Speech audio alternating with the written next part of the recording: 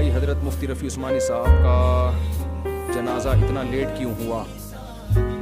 میں تو اصل میں سفر کی تیاریوں میں لگا ہوا تھا، تو میں تو جنازے میں بھی نہیں جا سکا. مجھے اس کا بھی بہت افسوس ہے. حضرت کے جنازے میں تو جانا لازمی تھا. باقی یہ کہ حضرت کی شخصیت بہت بڑی تھی.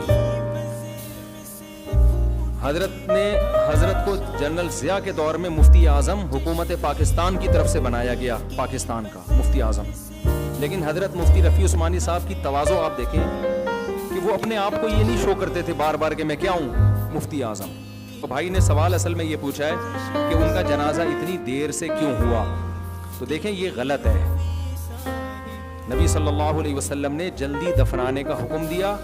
اب یہ غلط ہوا ہے، 2 دن دیر سے جنازہ ہوا ہے، 100% غلط ہوا ہے.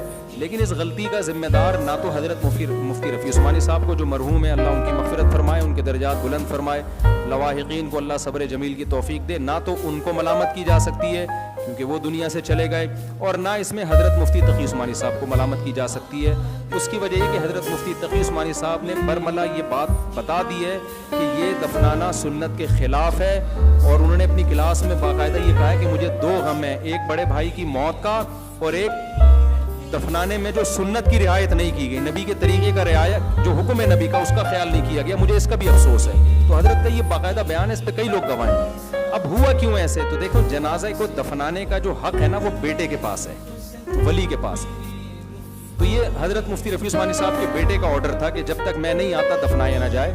تو اس میں دارالعلوم کورنگی کے علماء کچھ بھی نہیں کر سکتے تھے. شرعن رائٹ کس کے پاس ہے؟ یہ ولی کے پاس رائٹ. سمجھتے ہو؟ تو اس میں لوگ کوئی دارالعلوم کورنگی کو برا بھلا کہہ رہا ہے، کوئی حضرت مفتی تقی صاحب پہ انگلی اٹھا رہا ہے. تو جب رائٹ ہی نہیں ہے ان کا، رائٹ بیٹے کو اللہ نے دیا ہے، تو یہ بیٹے سے پوچھیں آپ جا کے. اب رہا مسئلہ کہ بیٹے نے ایسا کیوں کیا، تو انور مقصود نے معین اختر سے پوچھا تھا نا کہ آپ کے ماموں کیا کرتے ہیں. معین اختر نے کیا کہا تھا؟ ماموں کی باتیں کس سے پوچھیں؟ ماموں سے پوچھیں. تو ان کے بیٹے نے جو کیا تو بیٹے کی باتیں بیٹے سے پوچھا. بھائی آپ نے اتنا تاخیر کیوں کی؟ اس سے بڑا برا امیج جاتا ہے دنیا میں. لوگ کیا کہیں گے کہ یار دیکھو علماء دوسروں کو ترغیب دیتے ہیں جلدی دفناؤ، خود 2 دن لگا دیے. تو لیکن میں تو صرف یہ بتا رہا ہوں کہ حضرت مفتی تقی صاحب کے آرڈر پہ یہ نہیں ہوا، اور حضرت مفتی رفیع عثمانی صاحب کے آرڈر پہ بھی یہ نہیں ہوا، اور نہ دارالعلوم کورنگی کے علماء کے آرڈر پہ یہ ہوا.